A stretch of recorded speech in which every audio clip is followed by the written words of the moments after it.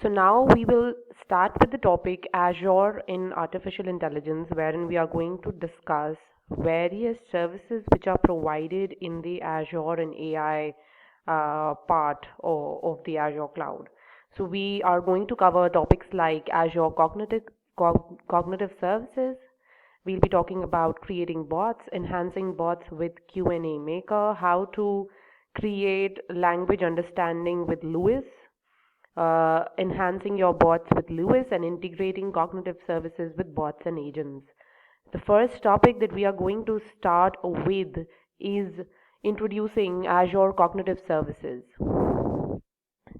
So, in this particular the course, we will talk about and have an overview of Azure Cognitive Services. We learn how we can create cognitive services, test cognitive services, etc. So, let's start by having an overview of Azure Cognitive Services.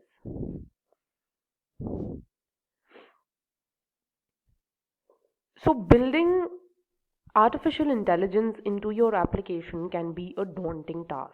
AI involves the use of machine learning models and algorithms that are typically complex and could require lots of processing horsepower. Rather than building these models and algorithms yourself, why not take advantage of the pre built AI functionality that someone else has created? This is where Microsoft Cognitive Services can offer benefits. So, Microsoft Azure Cognitive Services consist of APIs, SDKs, and services available to help you build intelligent applications without having direct AI or data science skills or knowledge.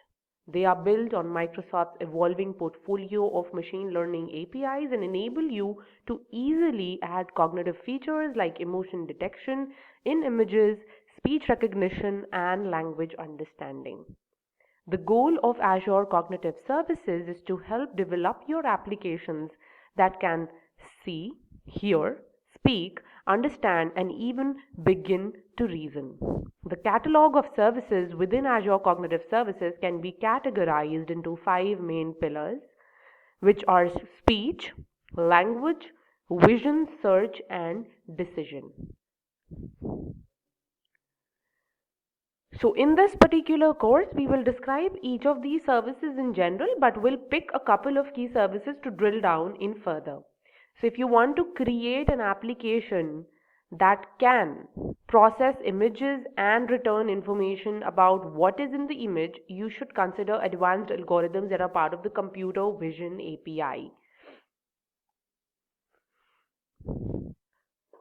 The services available in computer vision allow you to upload image for analysis or provide a URL that links to an image that will be analyzed by the service. The computer vision API provides algorithms to process images and return insights. For example, you can find out of an image if it has mature content, or can use it to find all the faces of an image. It also has other features like estimated dominant and accent colors, categorizing the content of the image, describing an image with complete English sentences. Additionally, it can also intelligently generate image thumbnails for displaying large images effectively. Some of the key aspects of the computer vision API can analyze images are like, for example, you can tag visual features, detect objects, detect brands, categorize an image, describe an image, detect faces, etc. So we will be understanding each of those different categories. So the first is basically tagging images, tagging visual features. So computer vision helps us identify and tag visual features in an image from a set of thousands of recognizable objects, living things, scenery, and actions. When the tags are ambiguous and not common knowledge, the API response provides hints to clarify the meaning of the tag in the context of a known setting. Tagging isn't limited to the main subject, such as a person in the background or foreground, but also includes the setting, which is indoor or outdoor, furniture, tools, plants, animals, accessory, gadgets, and so on. So in this particular slide, you can see a house in this picture, and you can see how computer vision helps us in using tags. Like, for example, you can see name grass, and the confidence level is also specified. Name outdoors, and the confidence level is specified. Name of the house, and then the confidence level. Similarly, height, width, and format is also specified. After that, you have something called as detecting objects. So object detection is similar to tagging, but the API returns the bounding box coordinates for each tag applied. For example, if an image contains a dog, cat, and person, the detect operation will list those objects together with their coordinates in the image. You can use this functionality to process further relationships between the objects in an image. It also lets you know when there are multiple instances of the same tag in an image. Furthermore, you can also detect brands. So identify commercial brands and images or videos from a database of thousands of global logos. You can use this feature, for example, to discover which brands are most popular on social media or most prevalent in media product placement. Furthermore, you can also categorize the images. So you can identify and categorize an entire image using a category taxonomy with parent-child hereditary hierarchies. Categories can be used alone or with a new tagging model. Currently, English is the only supported language for tagging and categorizing images. Furthermore, you can describe an image. So you can generate a description of an entire image in human readable language using complete sentences. Computer vision's algorithms generate various descriptions based on objects identified in the image. The descriptions are each evaluated and a confidence score is generated. A list is then returned ordered from the highest confidence score to the lowest confidence score. Furthermore, you can detect faces. You can detect image types. So detecting faces in an image and provide information about each detected faces can be easily done using computer vision. So computer vision returns the coordinates, rectangle, gender, and age for each detected face. Computer vision provides a subset of the functionality that can be found in a face, and you can use the face service for more detailed analysis such as facial identification and pose detection. Furthermore, you can detect image types, so it helps you to detect characteristics about the image, such as whether an image is a line drawing or a likelihood of whether an image is a clip art. You can also detect domain specific content. So you can use domain models to detect and identify domain specific content in an image, such as celebrities and landmarks. For example, if an image contains people, computer vision can use a domain model for celebrities included with the service to determine if the people detected in the image match the known celebrities. You can also detect the color scheme. You can analyze color usage within an image. Computer vision can determine whether an image is black and white or color, and for color images, identify the dominant and accent colors. Furthermore, it can help us to generate a thumbnail. So you can analyze the contents of an image to generate the appropriate thumbnail for that image. Computer vision first generates a high quality thumbnail and then analyzes the object within the image to determine the area of interest. Computer vision then crops the image to fit the requirements of the area of interest. The generated thumbnail can be presented using an aspect ratio that is different from the aspect ratio of the original image depending on your needs. Furthermore, you can also get the area of interest. So you can analyze the content of an image to return the coordinates of the area of interest. This is the same function that is used to generate a thumbnail, but instead of cropping an image, computer vision returns the bounding box coordinates of the region So the calling application can modify the original image as desired. It can also help you to detect adult and racy content. So you can use computer vision API to do a lot of things. You can analyze image for insight, extract printed text for images to use optical character recognition. You can recognize printed and handwritten text from images. You can recognize celebrities and landmarks, and you can analyze videos and generate a thumbnail of an image. So all of that can be used and can be done using computer vision API. The next API is speech. So now we'll introducing the speech API. So the speech APIs that are part of the Azure Cognitive Services provide specific functionality that can help your applications to work with speech, which is essentially the spoken word. Your applications may need to use voice triggering to perform some actions when spoken words are detected by the application. You might want to perform transcription of recordings that a call sender might be engaged in. You can also create voice-enabled bots to interact with user. So you have speech to text APIs, you have text to speech services, and you have speech translation. So let's start with text to speech. So text to speech services can provide neutral text to speech voices nearly indistinguishable from human speech in English. Then you can convert text to natural sounding speech. You can offer multiple genders and or dialects for many supported language, and it also supports plain text input or speech synthesis markup language. Furthermore, when it comes to text-to-speech services, can transcribe continuous real-time speech into text. It can batch transcribe speech from audio recordings.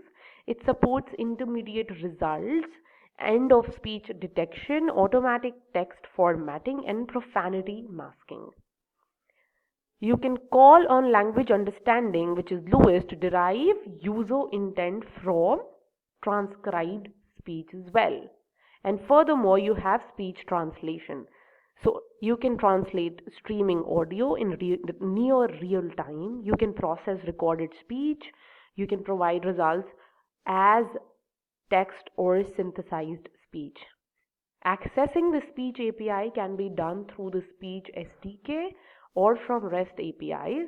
The speech SDK contains native APIs for use with C#, C++, and Java, while the REST APIs can be called through the standard HTTP-based API calls. It's also important to note that not every service is available in each of these methods. The speech SDK supports speech to text and speech translation, but not text to speech. REST API support speech to text and text to speech, but not speech translation. So you need to be cognizant of this particular fact. Now, after introducing the speech API, we will move on to introduce the language services.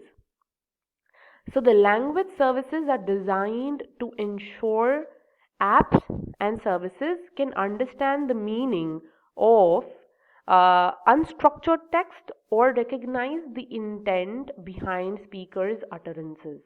The different features available, like many of the Azure offerings, change periodically, and the main source of up-to-date information should always be the Azure site for each technology. These topics might change, the names might change, but the functionality overall will remain the same. Currently, what we have right now, we have text analytics, translator text, we have LUIS, that is language understanding, we have Q&A maker, and we have immersive reader.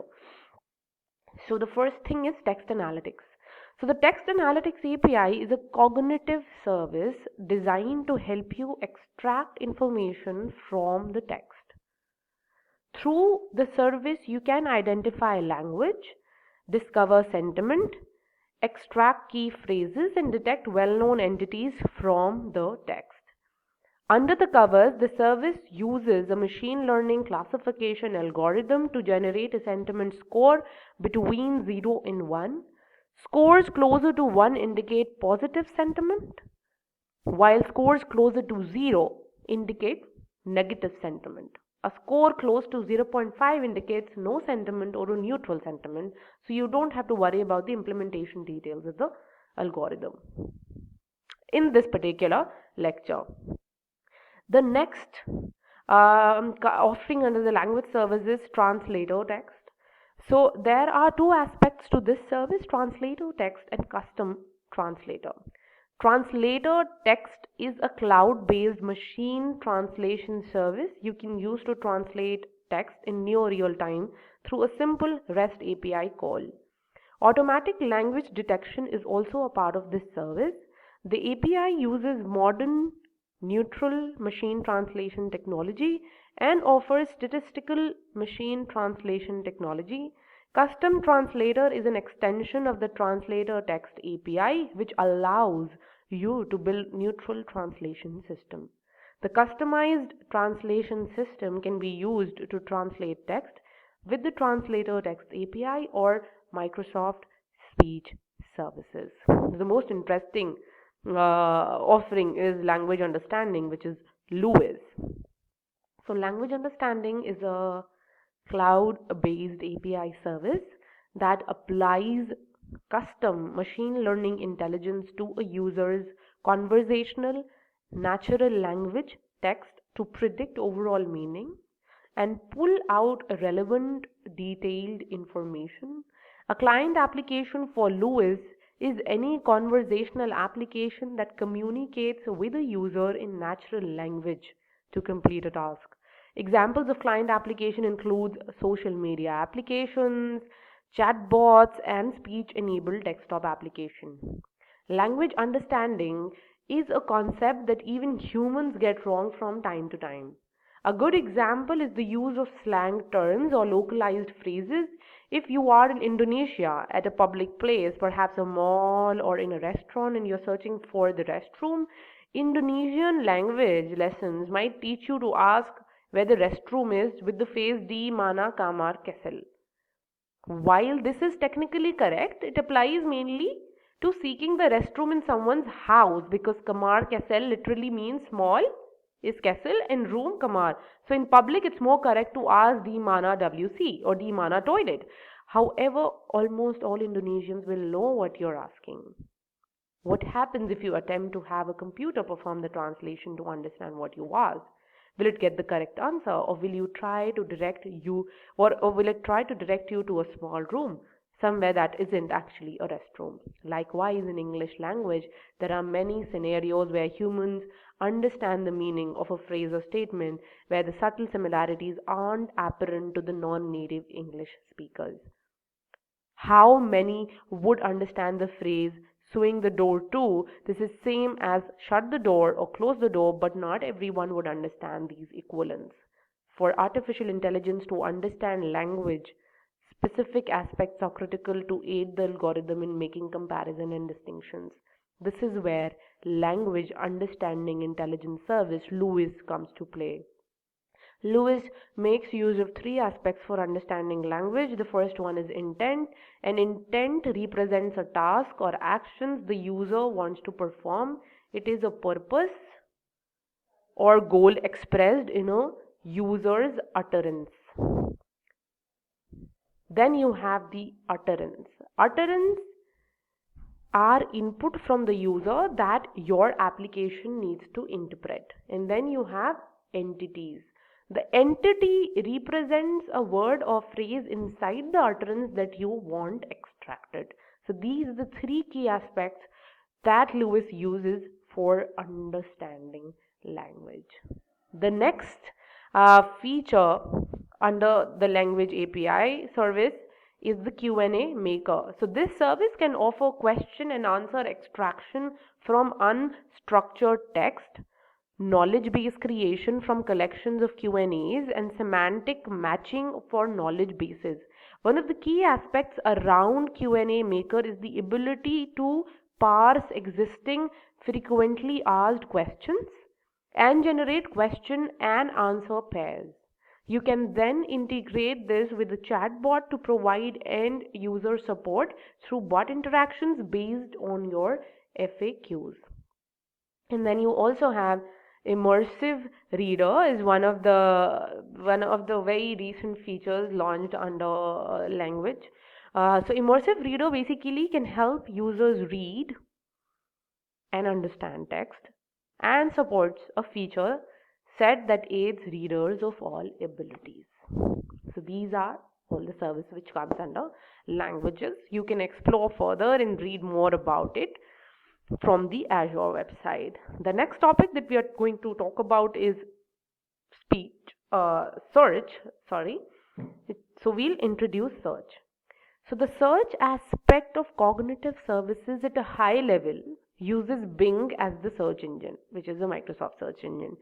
Having said that, you can focus your aspects around search on specific areas. Note that this topic is rather large and this course will not be covering these search APIs in depth, but merely provide an introduction and having it to the reader to explore any of the APIs that are of interest.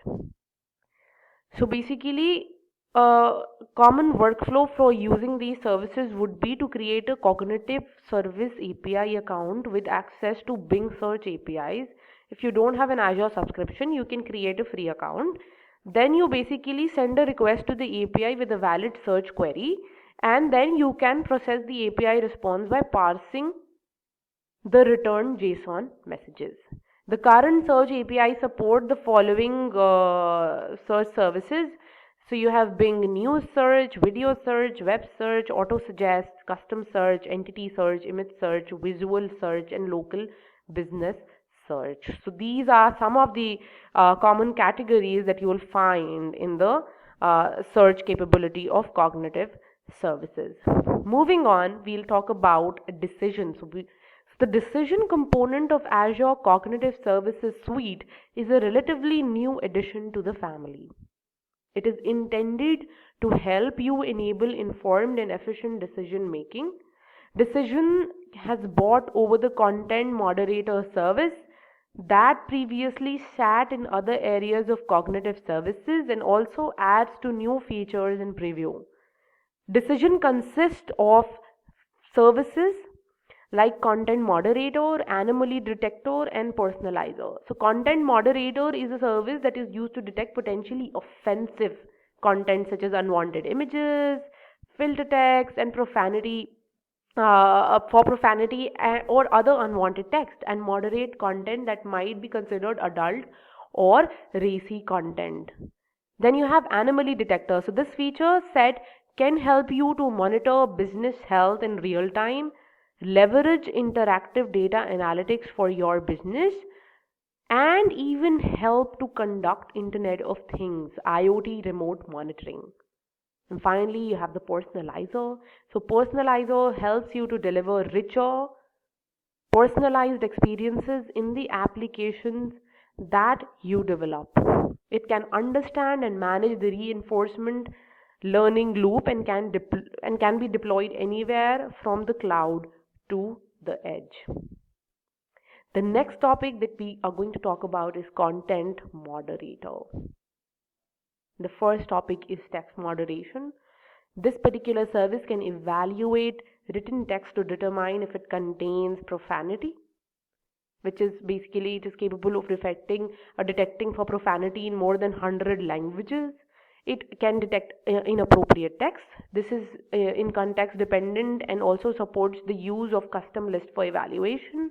Then for personally identifiable information, it can scan text and identify the potential of exposing PII information. And then for information in custom term list, so it can block or allow content according to your own content policies. Then under content moderation, you have image moderation. So you can use machine assisted image moderation and human in the loop review tool to moderate images for adult and racy content. You can scan images for text content and extract the text. You can detect images.